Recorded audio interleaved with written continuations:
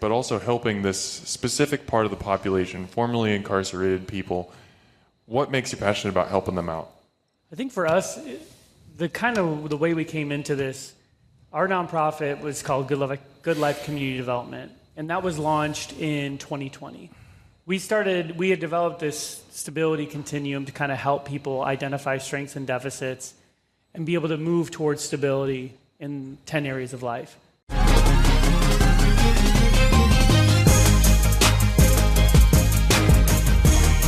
Hey there, Omaha. Welcome into another episode of Restaurant Hoppen. I'm your host, Dan Hoppen, and most restaurants are totally focused on just the guest experience and making things as great for the guests between food and service as they can. And don't get me wrong, these guys are very interested in that. They will serve you a great meal and show you a fantastic time themselves. But there is a heart behind their mission as well. Their concepts, Ybor and Ooh De Lally, are both very involved in helping formerly incarcerated individuals get back into the workforce. That can be something that's very difficult for them. So they provide jobs, they provide training, life coaching to help these people get reacclimated into society. So please help me welcome my guests. We've got Doug Case, Bill Radtke, and Kevin Shinn. Guys, welcome to the show.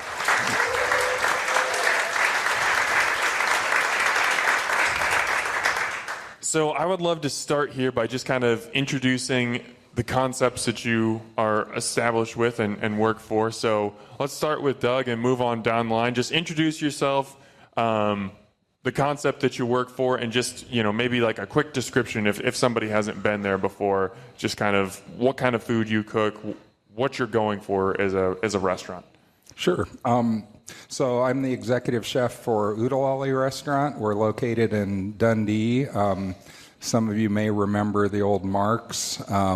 Beautiful space. A real special group of people decided to refresh it and start this amazing restaurant concept that I've been really privileged to be a part of. When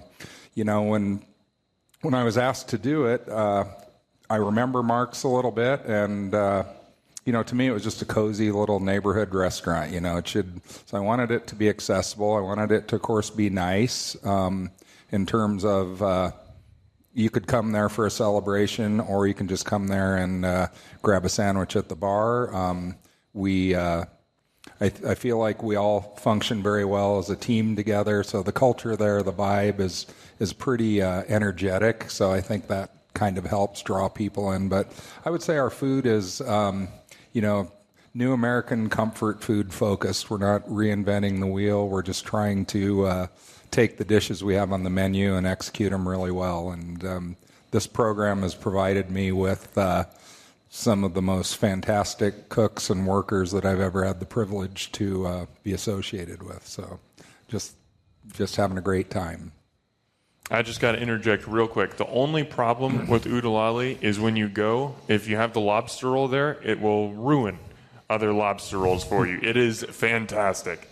Had to get that in. You knew I was going to give the lobster roll a plug at some point. That never hurts.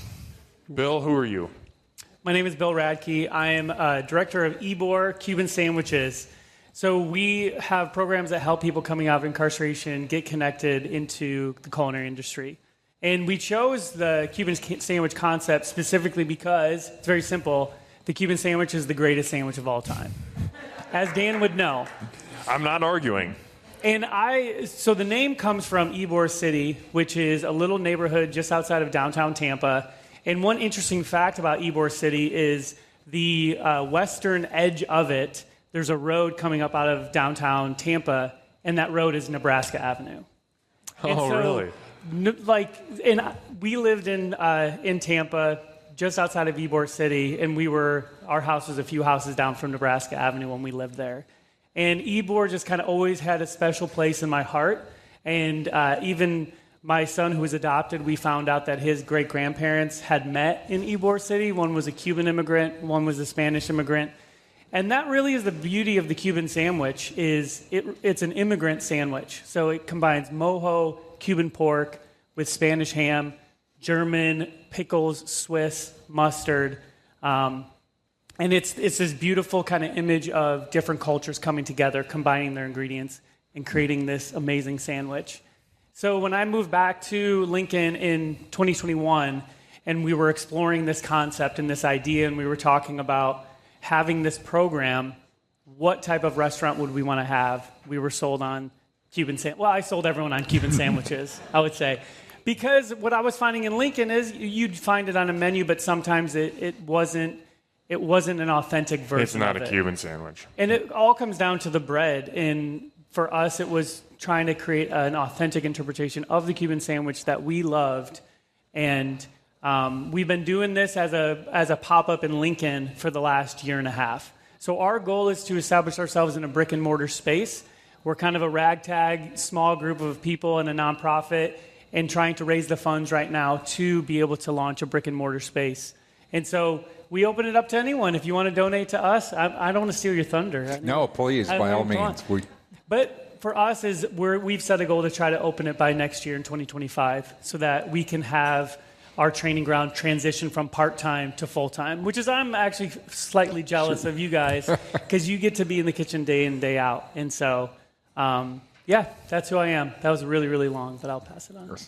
I like really long. More of you guys, less of me. That's a good thing. Kevin. I'm Kevin Shinn. I am the chef and owner of the Portico, a small seasonal restaurant in Lincoln, Nebraska. And I am the, chef consultant for Ybor. I bring some real-world experience to what we're trying to do. Partly because, one, I love crafting good food, but also I know the importance of giving people a second chance. And I've done that over the years of hiring people who've had difficulty with alcohol, drugs, theft, whatever. Spent time in jail, and they need a job when they get out.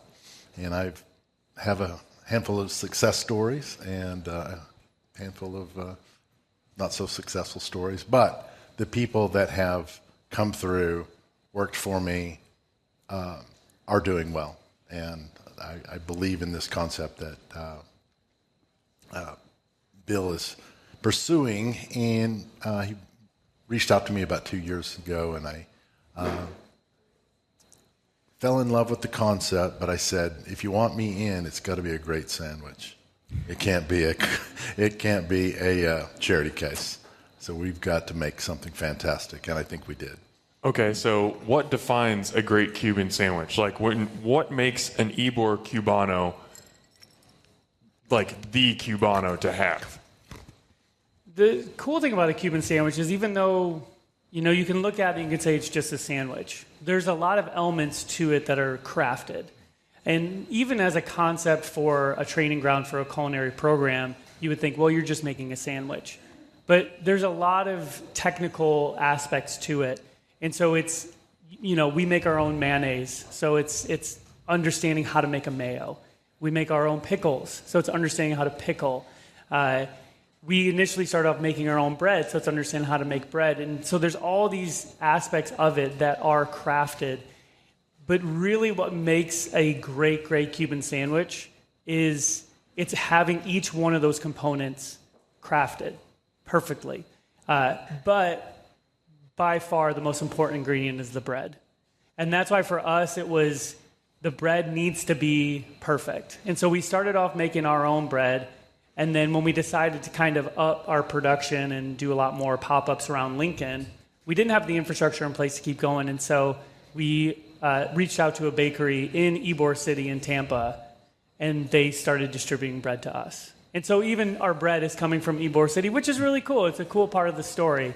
But it's the bread, because Cuban bread, it has this ability to kind of crisp up on the outside, but it stays soft just below that crispy surface.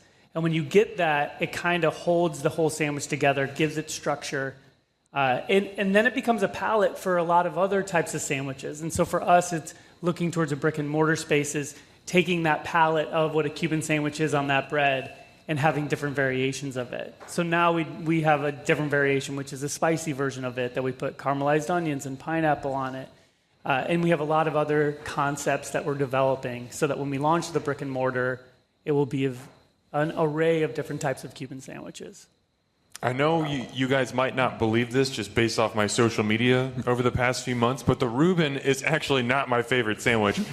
The Cuban is, for every reason that he just described. It is, in my opinion, a close to perfect sandwich. It's fantastic. And yeah, the biggest thing that most restaurants miss is the bread, because they're, and it takes a lot of effort to make that Cuban bread. But if it doesn't have that crispy exterior with the fluffy middle, I mean, so many places fail to press it right, but when you get that perfect press, oh goodness, it is just fantastic. The telltale sign of that is if you bring it off the plancha and you can hold it. Right, and it doesn't flop. That's probably the best sign that the bread is right, the preparation is right, everything's right. All right, Doug. Oh, sorry. Go ahead. I'm still thinking about it. I've been waiting since I learned we were going to be on to try it, and it's just so amazingly balanced. The bite is perfect. The ingredients are so subtle. When you have powerful ingredients, pickles, mustard. In my experiences, those are kind of the dominant flavors, and many that I've tried in the past, and the balance is just ridiculous. It's so good. And one thing that is, so Cuban mojo pork, mojo is a sauce that takes, it's actually made of sour oranges and oregano and garlic, but you can't get sour oranges up here. So if you mix a bit of orange juice and lime juice with garlic and oregano, it makes this beautiful sauce. And to me, it's like that mojo sauce that is used to marinate the pork, and then we roast the pork. We put some of that on the bread, and it just brightens everything up. And to me, it really highlights the Cuban pork aspect of it too, which is something that I really love about the sandwich that we developed with Ybor. Doug, what I think has been really cool about Ooh De Lally is when it was announced that you guys were opening, I felt like everyone referred to Ooh De Lally as the restaurant that's going into Mark's, or the new Mark's, whatever it might be. And you guys, even still now, have some of those same menu items that were beloved at Mark's, like the mac and cheese, like the bread pudding. Obviously, you've put your twists on them, and you've even improved them, according to the old owner, even in certain ways. But a lot of people recognize it as Mark's.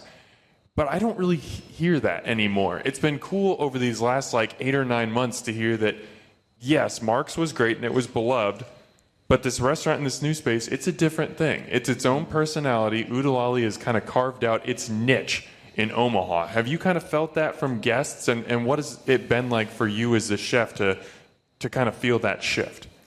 So, I would say in my younger chef career, the idea of taking over somebody's restaurant and serving their food wouldn't have appealed to me very much.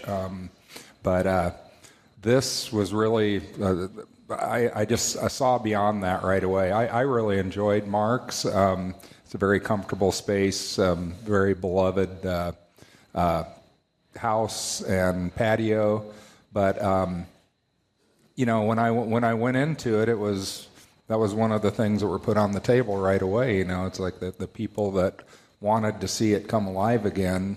They loved the Mark's mac and cheese. They loved the smoked chicken lasagna. They loved the bread pudding. Fine, not a problem. I didn't change anything just to change it or to put my spin on it.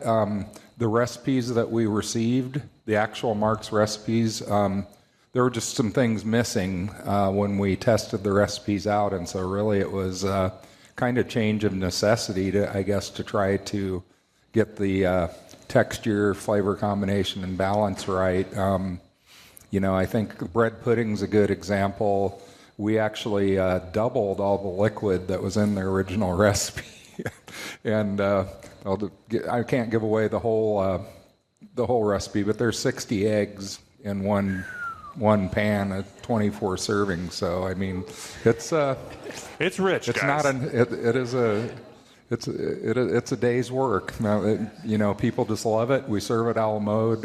E-Creamery provides us with some delicious vanilla bean ice cream. It's just been great, but you should have brought that tonight. That sounds delicious. Oh man, yeah. The croquette was amazing too, though. But dessert sounds great. If I had to do it all over again, But no, this is a good tease because now everybody here is going to be like, okay, definitely. now I got to go to Ooh De Lally. So Yeah. smart marketing. So yeah, I guess the Marks Association. I guess at this point in my career, I looked at it kind of as a challenge, but also the opportunity to create what I thought the neighborhood wanted in that restaurant, which was concise, variety, approachability, and just well crafted. You know, we try to do everything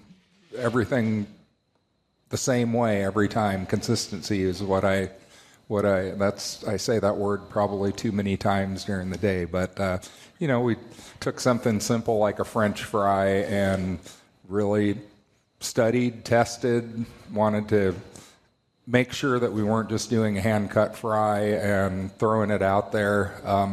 Fries are particular. I know that seems like a little thing, but there's a lot of work to put out a good quality fry, and so we've kind of taken that philosophy with everything on the menu and really just try to focus and, you know, make it something that people want to come back for. We're very happy with the response so far. All right, let's get into the heart of the matter. Obviously, you guys serve great food. You're very passionate about that. We've spent 15 minutes talking about it, but that's not the reason we're here tonight. What makes you guys passionate about more than just creating a great guest experience, but also helping this specific part of the population, formerly incarcerated people? What makes you passionate about helping them out? Anyone can start. I think for us, the way we came into this, our nonprofit was called Good Life Community Development, and that was launched in 2020. We had developed this stability continuum to kind of help people identify strengths and deficits and be able to move towards stability in 10 areas of life. When we launched that in 2021, it just happened that so many of the clients that we were working with were these men who were navigating life after incarceration. And a big part of that was, you know, we'd work with one person and they saw some success, and then they would talk to their friend and their friend would contact us. And then that started happening, and then just kind of looking into the statistics of incarceration rates in Nebraska. And then in 2023, Nebraska became the most overcrowded prison system in America. And just seeing the rates go the wrong direction, and just seeing firsthand, especially in Lincoln, we have 3 correctional facilities around in Lincoln, and we're building a 4th. And that was when us as a nonprofit, we had this social enterprise restaurant concept that was just kind of on paper. And we knew, like, okay, when we launch this thing, we need to focus on people navigating life after incarceration. And just kind of seeing those things firsthand have just been so impactful for us. And just the relationships that we've been able to cultivate through our program, through corrections, and even just begin to talk with people in corrections and hearing their heart for seeing the numbers go the other way too. I mean, corrections had just came out with their Reentry 2030 initiative, which is trying to reduce recidivism rates by about 10 points from 28% down to 18% by 2030. And I think for us, it's such a cool thing to be a part of that. Like, we get to be like boots on the ground. Absolutely. Like, and you know, it's such an important thing to set policy and to set goals from the 10,000 foot level. But for me, like in my life, I'm just the type of person where I like to get stuck in. Like, I like to be in the mud, and I like to be there, and just being with people, being there in the kitchen. There's so much that happens, and I'm sure you experience this too. It's like, it's not always the good things either. Sometimes, like, you go through hell together.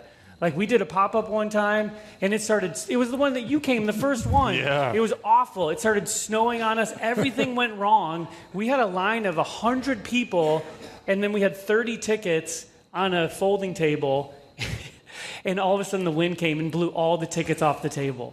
And they weren't numbered either. They were like custom tickets. And I'm having a panic attack, and then everything goes wrong. But that's the pop-up we all talk about. Like, we don't talk about the ones that were like successful and easy.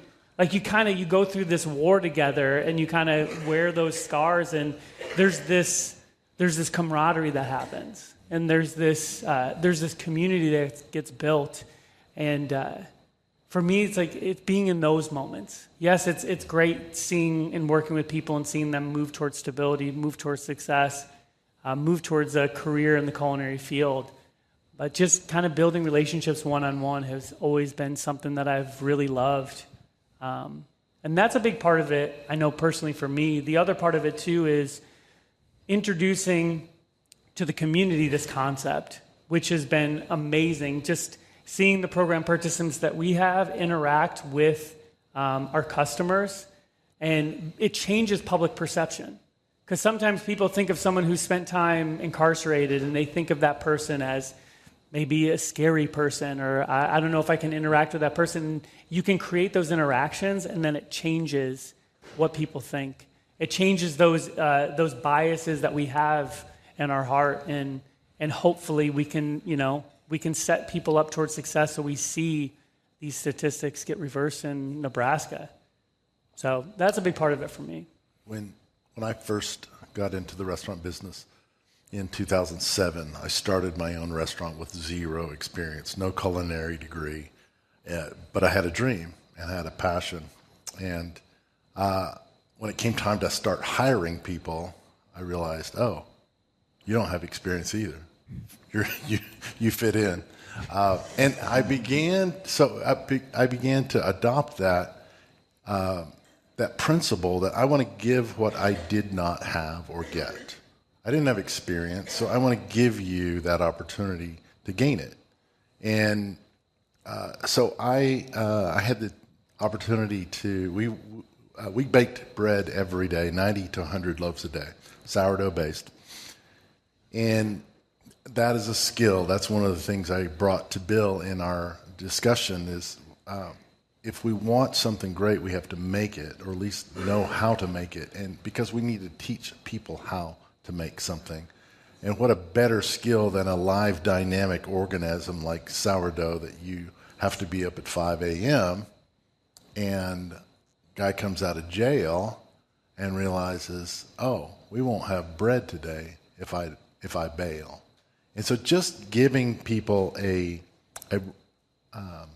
responsibility that's immediate rather than pulling a loaf out of a bag. And so I then began to see what other opportunities could I give people for employment. And so work release, people who had gotten out of jail, people who had a felony record. It was a gut instinct, and it was a gut decision of, can I trust you? And again, I'm going to give you something you don't have. You don't have somebody that trusts you. And I'm going to start with trust, and I will extend trust. You don't have to earn it. You can ruin it, and you can lose it, and that's happened. But I'm going to start with trust and let you decide what you want to do with it. And so I hired a guy that I hired a handful of guys that either started washing dishes, and 5 o'clock rolls around and he's not there. And then we go on to the Lincoln Police Department. Oh, there he is. He's in jail. So we run the risk of that, but we also run the risk of literally saving some people's lives. A young man that I hired who had a felony record, he is now, he operates his own hospitality management service now. And but to take somebody like that from the bottom of their life to now successful, happily married, productive, I play a part in that. And that's what I call an intangible profit. I can't cash that at the bank, but I can cash it in this room. I can tell you that story. I can cash that check right now by telling you these stories of hope. And that's the intangible profit that I gain that's bigger than the money in the bank, so to speak. Yeah, well, I think there are so many elements involved with me meeting up with the folks that started Ooh De Lally. And it started with the person that called me, gave me my very first chef position in Omaha in 1992. I'm going to date myself a little bit, but this is the person that called me that trusted me as a chef, sometimes to his own peril. Anybody that's been in the hospitality business, it's young, fast, not always making the best decisions, and I certainly fit the bill in all those categories. So, that's not a sustainable way to live, and I found that out as I got a little bit older, and I need a little bit of help, and I needed a new start. I didn't go to prison because, well, I got lucky, I guess. It's not that I didn't give myself some opportunities. So that was really, there was something really ethereal about that's like, this is what I need to do. This is how I can give back. This is how I can take what I've learned, the good and the bad, the bumpy roads, the successes, and try to, share my knowledge and hopefully make an impact with somebody else. And wow, it's been, we're a family. We're such a tight group, and I think part of it, because I've been, in conversations with people, that comes up, it's like, is it dangerous? Do you feel like, theft issues or, personal safety or anything? It's like, absolutely not. And I just, we're getting together. We're going to open this place. We all have our roles and responsibilities. I think it was really important that I just come right out of the gate, and it's like, I'm not here to rehabilitate. I'm not here to, I'm here to give whoever I'm working with a sense of worth, a sense of value, a sense of pride in what they're doing, investment, sharing in our successes, the bumps in the road that bring us closer together, at the end of a shift. That's my juice. I thrive on that. And I thrive on the energy of a kitchen, and just watching people grow. We've had some ups and downs, but way more ups. I have two very important people. Kim Anthony is over at the table, 2-3 tables over. She's my pastry chef, baker, and kitchen supervisor. Basically, came off the street and asked for a job. We didn't know each other. I had a good feeling, and wow, has that really become an amazing situation? I mean, so talented, and by that, now Kim is in a position where she can help other people, and she can help guide people that need, a little bit of guidance, a little bit of, learning a skill, just being responsible, being respectful of one another. We do have a workplace of mutual respect. That's one thing that will draw my attention very quickly, is a little bit of negativity, somebody coming in and roiling the waters of our operation. I try to make sure we maintain what we have right now, and everybody gets a shot, but not everybody wants to be a part of it, and it's heartbreaking, some of the things that people that we've met, and they weren't quite ready to, for whatever reason, to move forward. I would have to think there's probably a lot of fear and apprehension of getting out into the real world. Okay, I need an apartment. Nobody will open the door. Nobody will answer my calls. I need where do you start? Yeah. One of the unique things about our industry is I can take someone right off the street and get them to work in a kitchen. Not a lot of industries you can do that. And the value of somebody coming out of incarceration, they can go to work right away. Even if it's washing dishes or scrubbing pans or sweeping floors, there's something to do that's immediate and of value. And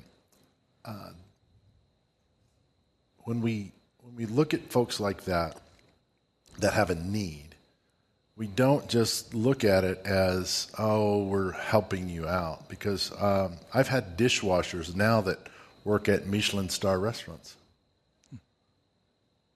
I mean, how great is that? So it doesn't matter who the dishwasher is, if they have a felony record or not.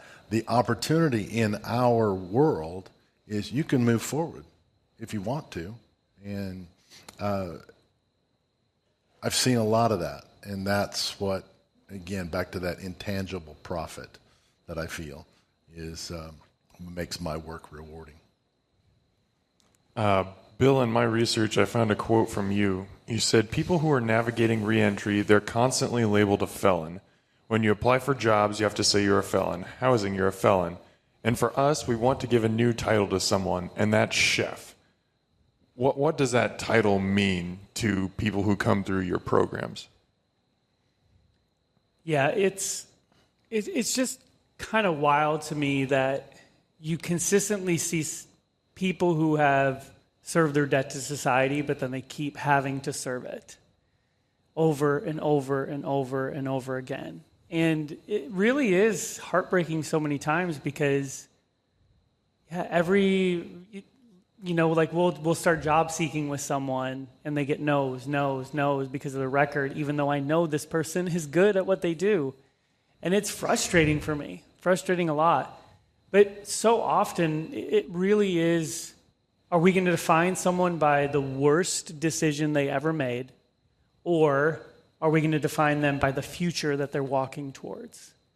And so for us, it was, we made this decision, okay, we want to call people chef because this is the future that you're headed towards. Yes, you get to learn from the mistakes of your past, and you get to hold those as, I messed up and I don't want to go back there, but you don't allow yourself to be defined by that anymore.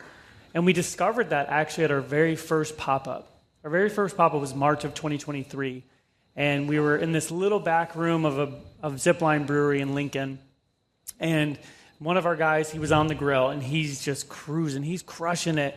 And Kevin was running the pass. And so the next day, his name was David. David calls me, and he goes, "Last night changed my life, Bill." I was like, "Really? Tell me more." I can't believe first pop-up already changed your life. And he said, I've had a lot of jobs in and out of the food industry the last 20 years. And all night, Kevin was calling me chef. He just said, "How long, chef? How many sandwiches you got on, chef? How's it going, chef?" And he said, "No one has ever called me chef in my entire life. I can't tell you how much that meant to me." And that was just such a light bulb moment for us to kind of realize that moment was, it's just that dichotomy of, are we going to allow ourselves to be defined by our past mistakes or the future that we're headed towards? And so for us, it's chef. And what's beautiful about that analogy too is, even if it's not in the food industry, it's how are you crafting your life? Just like a chef crafts a dish. Because every dish is crafted and it's obsessed over, and there's every little tiny ingredient that you want to get perfect. And our life is very much the same way. We operate in our life like a chef. And when you can do that in your work, but also in your life, it changes the game. And it's something that we've seen.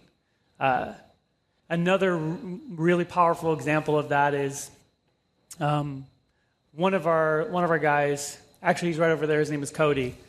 He was making sandwiches for you all. Can we give a round of applause for Cody? Cody.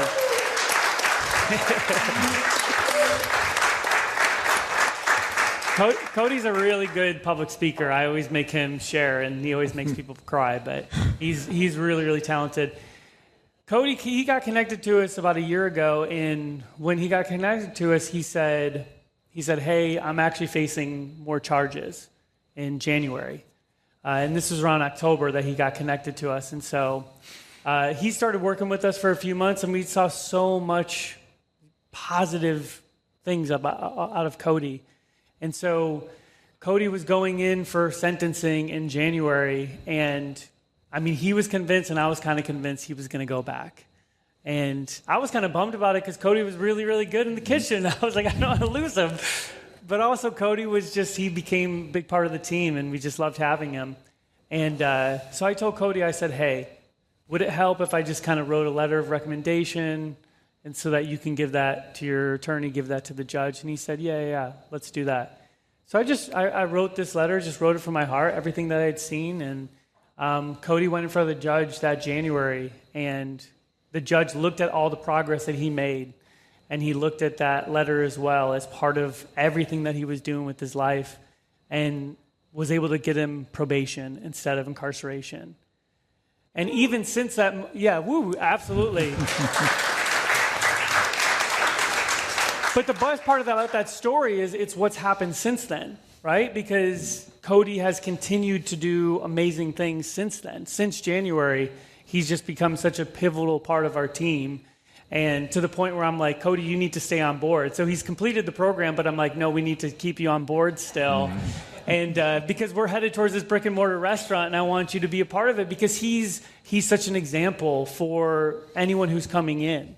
He's an example to other men or women that will come in the future, to be a mentor to them, to be someone they could look up to that has seen stability come in his life and is working hard towards it, and has looked at some things about his life and the way that he was living, saying, I don't want to do those things anymore. I don't want to live that way. I want to move towards this. And he's done it. And so that's just like the power of what we get to do.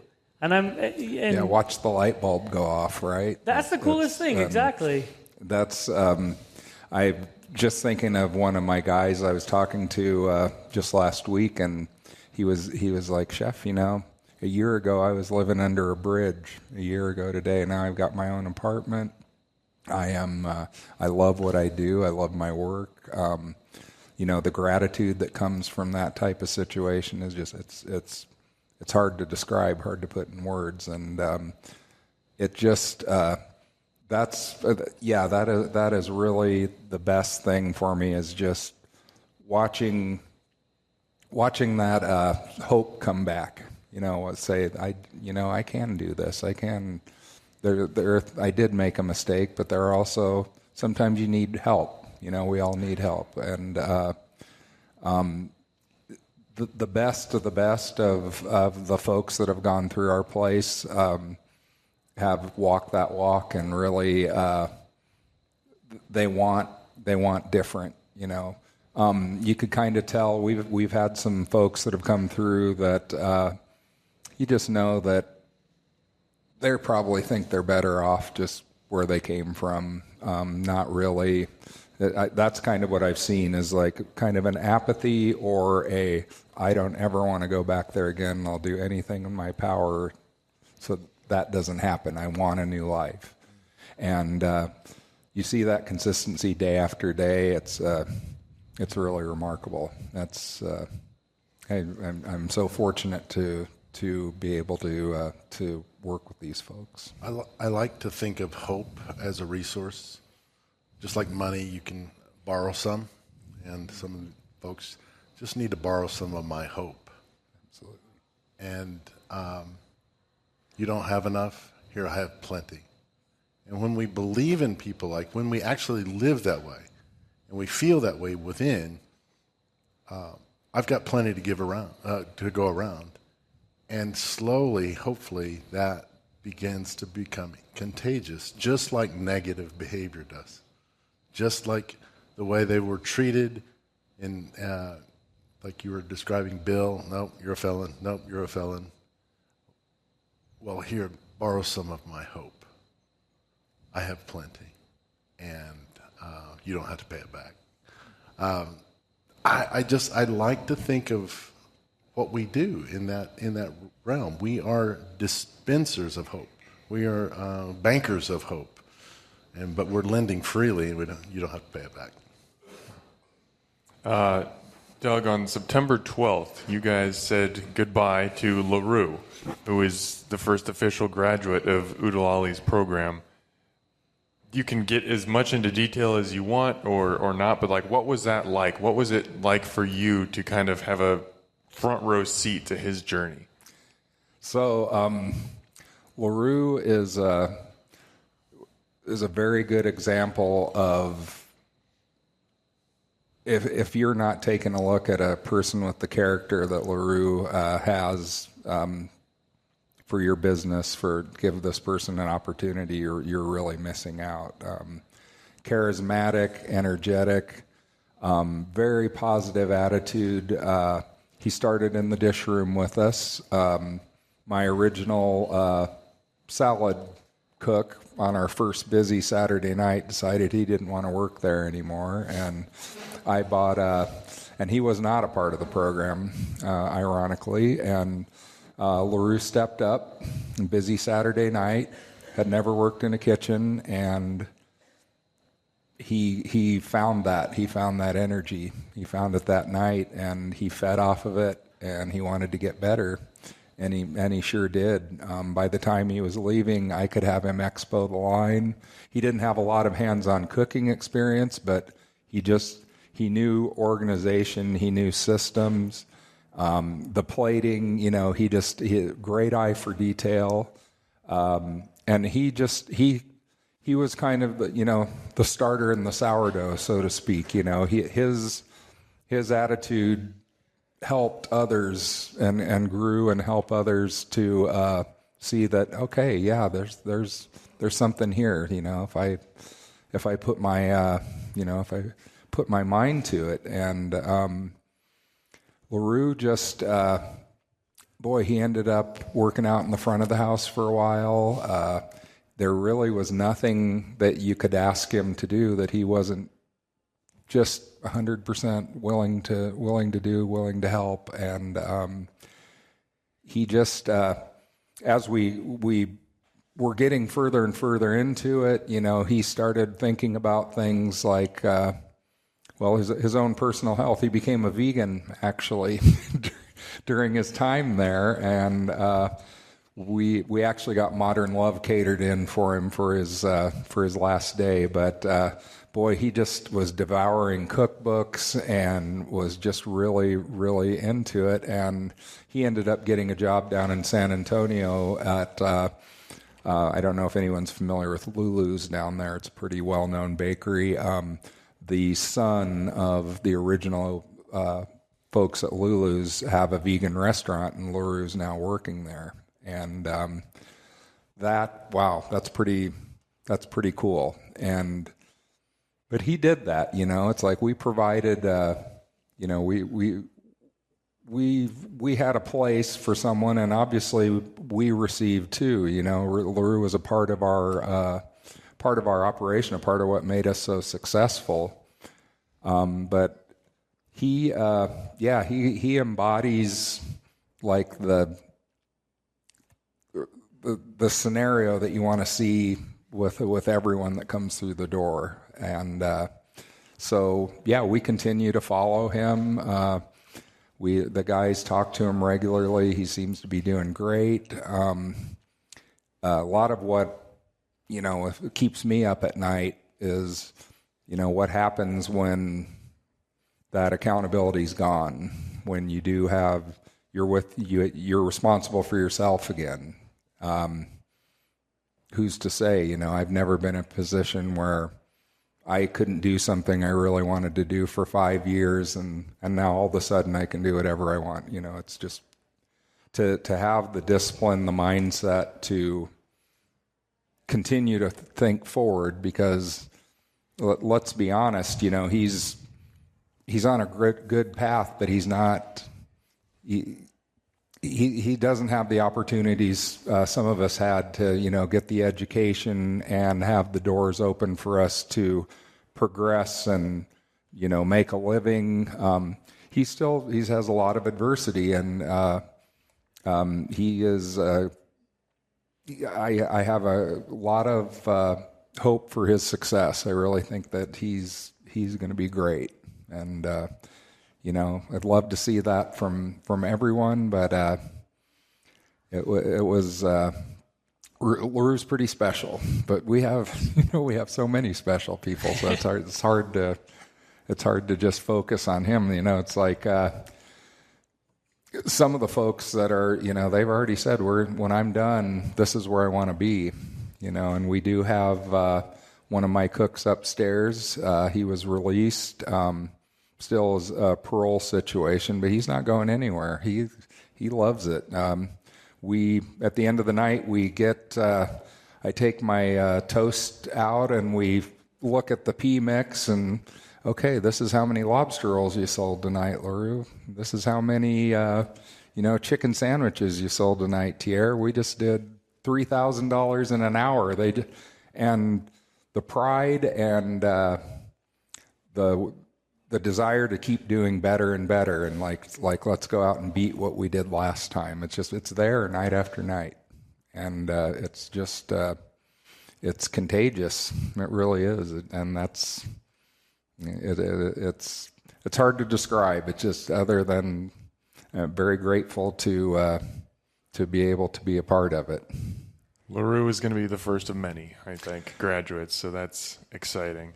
Well, we'd like to have I won't be around forever. Someone's going to need to take my job here one of these days, and we would love to see Ooh De Lally a few years down the road operated, top to bottom by folks that have been through our internship. So, Bill and Kevin, obviously you guys are doing some really impactful things with your pop-up right now, but that's something that you can only do a couple times a month or maybe bi-weekly, however much it works out, and it's literally a pop-up. You're not operating in your own kitchen, but you're going to another place, using their kitchen, even kind of doing what you did tonight, just showing up and cooking at another place. Yeah, you got a free pop-up. You totally scammed us, Dan. Dan, the scammer. That's what they should call me, I guess. But just in terms of you talk about how you're raising money and you really want to open this brick and mortar, you're passionate about it. How would having a brick and mortar be a game changer for Ybor? The biggest game changer is being able to transition it from a part-time program to full-time. And that's a huge part of it right now is cultivating more of just like a training ground where we're able to offer something very, very part-time. And that's just been such a struggle for us because you see so much value in being able to give someone a full-time wage and full-time training. What's really, really unique about the way things are kind of developing in Lincoln right now is we go into Nebraska Department of Corrections, into the Work Release Center twice a month and do food safety courses, and people walk away from that with a Lancaster County food handler's permit. Lancaster County is one of the only counties in Nebraska that requires their own special permit. So you have to have that, but that helps with someone's job seeking.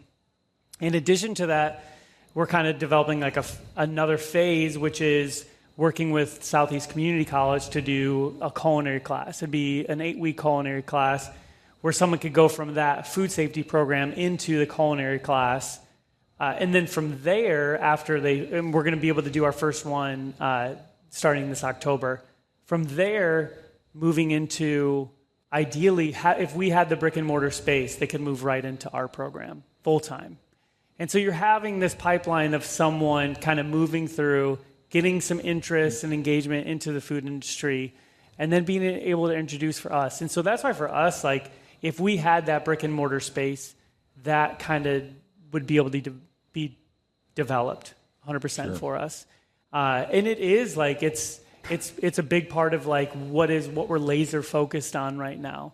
Because, if you look at a stability pyramid, the bottom of that pyramid is financial stability. And it is once you have that in place, you could kind of help someone build the pieces from there. And the unique thing about having even the ability to cultivate restaurants like we have in Ooh De Lally is you get to create these environments where change is possible. And I was just so inspired by what you were saying with the program participants that you had is you're creating that environment where someone is I'm going to step up. Absolutely. The opportunity's there, and now I have a crossroad. Am I going to step up, and am I going to help the team out in this place of crisis, or am I going to kind of step back and I don't want to deal with that? And it just creates this environment where you get to move forward. And that is for us is, what we want to create and cultivate. And also, Lincoln just needs Cuban sandwiches every day of the week. Let's be honest. One of the values I learned in COVID, when the whole world was shut down, especially our industry, but people still had birthdays, anniversaries, special occasions, celebrations. They could get food. They couldn't go to a place. And I think that's part of our desires. We want to offer more than a Cuban sandwich. We want to offer an experience. Just like you describe your kitchen as an experience. There's a sense of community. We want you to walk into our place and get the feeling, not just the sandwich. And I think that's what we can't do in a pop-up setting is provide that experience of, whoa, something's going on here, and capturing the story and inviting people into the story. And wow, you can't do that in a pop-up setting. You've got to have that in a brick and mortar. And so that's part of my unique contribution to Ybor is what's this place going to feel like? We've looked at places, but they didn't feel good. And so that's going to be the real challenge for us.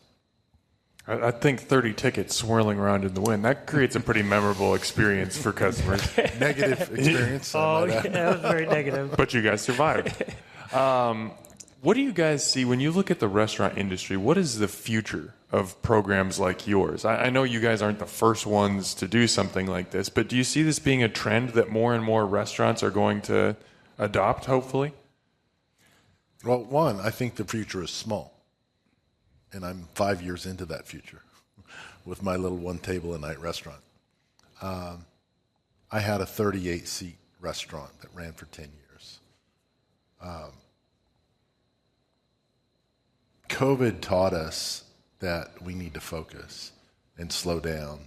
And I think that's been the value of what we have discovered. If we can reduce what we're doing to focus on the guest, 200-seat restaurant is going to be kind of hard to manage. So I think the future, one, is smaller, and two, I think the future includes a yearning for values. I don't want just a sandwich. I don't want just a place to eat. I like what they're doing. I like what that represents. And when we can be a part of that, I think it's just going to give people something more significant to bite into, if I can use the pun. But I think the future is small, but I think the future is connected. And that's the second word I would describe. You see places that have failed or gone under since COVID. Well, did they matter? They sold food, but did they matter? Do you miss them? In some places, yeah. But some of the big monster places that I refer to them as McFood, did they matter? They come and go, and something else will pop up. But what really matters are those places that you feel connected to. That's what I feel like that's the future I want to invest in. So I have not been successful yet, but I am trying to find a lightning in a bottle way to describe to my peers and business owners in the industry what an untapped resource, gold mine, that taking the time, the patience, creating a positive culture can yield towards the success of your business and the success of your kitchen. I'm so proud of how everybody operates as a team. I'm just, I get somebody new in there and I just want to bring them up to the pass and say, just watch this, just watch them, watch the communication, it's like, it's like a watch. I mean, it's beautiful. It's just there's really watching that chemistry and that investment in each other.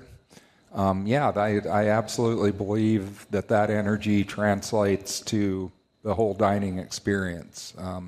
It's infectious throughout whether you're a server, whether you're working in the dish room, the prep room, back in the kitchen. Everybody has that excitement and that energy, and I can't implore enough to take some time to invest in somebody that could very well, really change your lives as business owners, as chefs and operators. There's so many fantastic people, and like you said, they made a mistake early on, maybe 2, maybe 3, maybe they were in an environment where they didn't have a lot of opportunity to make any other choices. What I've seen in the year that we've done this is there are many, many individuals out there. They don't have the piece of paper, the culinary degree, but the heart and the work ethic, sense of pride, and the joy of just working together and accomplishing something. They're out there, and they're out there in great numbers. So that's my hope is that the industry will understand just what a difference that a little hope and investment on your part could make. I think people are not as dumb as they are short-sighted. We look at someone who made that bad mistake or 2 or 3, and we think, well, what a dumb individual. But when you think they're just short-sighted, they're making those decisions at the moment that make sense. I'm destitute and I'm poor and I need to steal this car. That's the line of thinking, and they got into that place because nobody believed in them. They're all alone. They've been abandoned, and so they're repeating those same choices. But believe in somebody and watch what happens, right? Absolutely. Watch that awkwardness happen. Like, no. Can I trust you?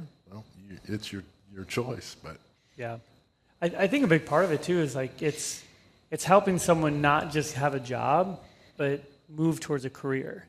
Because what you're essentially doing is you're giving them a direction and a purpose in life. Because it's the human longing. It's like, what is my purpose? Why am I here? Does my job matter? Does my contribution to society matter? And when you can create the environment for that, for someone to be inspired to say, this is what I want to do with my life, that's what's transformative. So like when I look to the future, that is what I see. I see that with Ooh De Lally, and I see that with Ybor, is people who discover this is what I want to do with my life. And we get to help people take those next steps.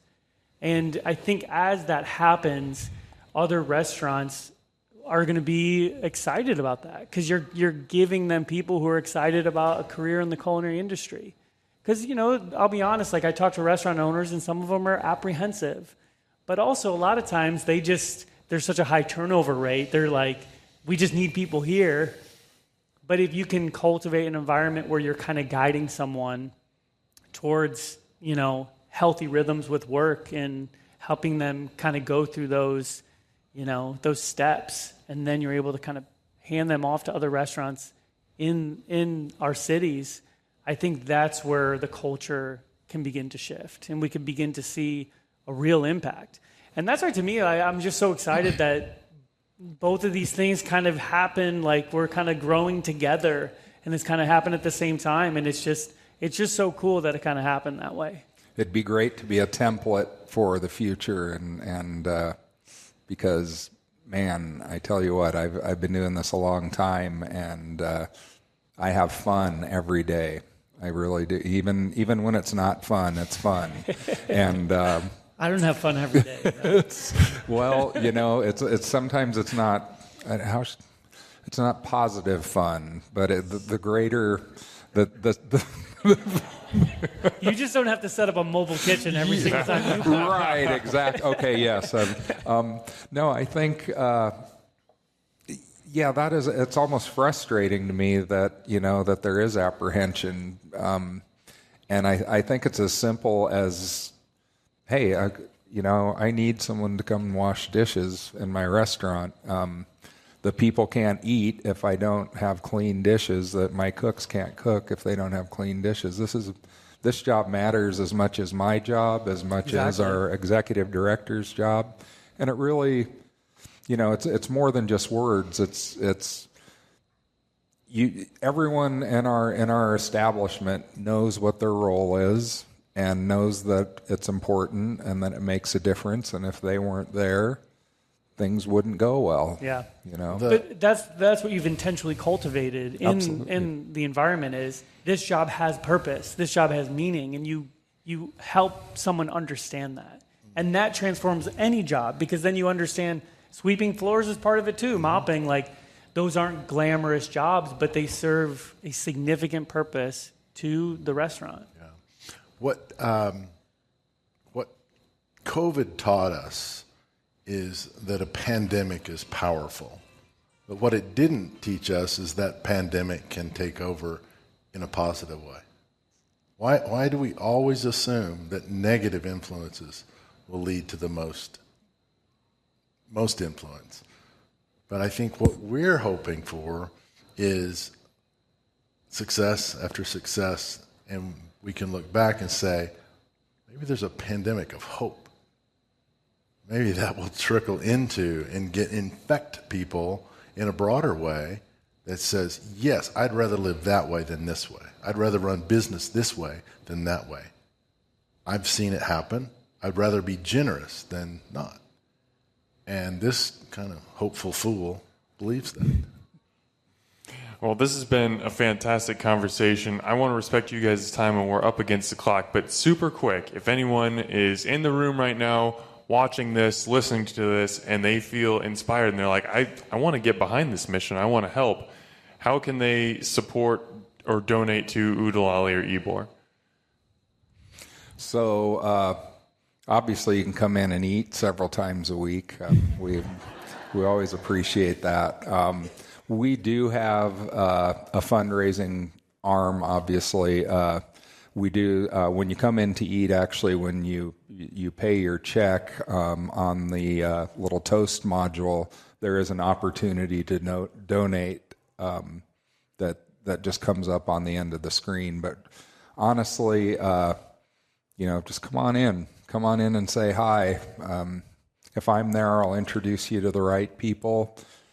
A lot of times the right people will be the ones answering the door when you come in. So, you know where we are. Please come help us out. Come and enjoy what we have to offer.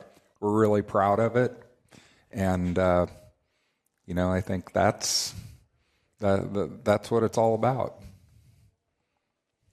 So for Ybor, our website is yborforgood.org, and we have a capital campaign, and any donations made through our site goes to our nonprofit, Good Life Community Development, and 100% of your donation will go towards that capital campaign so that we can open a brick and mortar space in Lincoln, so that the impact that you guys get to do full time, we get to see happen in Lincoln as well. And so much of this for us has been just a beautiful journey. And I think about this all the time, that yes, I long for the day that we're in the grind of a day-to-day restaurant. But it's also, it's a really fun, unique season for us right now to do the pop-ups, to raise awareness about our food and our program. But if you feel compelled to share our work, yborforgood.org. It seems like I was telling Kevin, it's like every month we're taking another step and another step and another step. And it feels like we're just getting close to the top of that hill where we can get there. And it's an exciting season. Well, I'm so grateful to you guys for giving some time to come on the podcast tonight, but also just, I mean, the heart that you have is incredible. Like, the heart to serve people great food and to say, we're either going to bake our own bread or we're going to source it from the source. We're not skipping any steps, or we're not just going to take a recipe that has been proven to be really good, but we're going to find a way to make it even a little bit better. Like, that's amazing in and of itself. But the heart that you guys have for people is just so inspiring. Thank you so much for coming on and just being authentic and sharing your stories tonight. This has been fantastic. Thanks for having us. Thank you.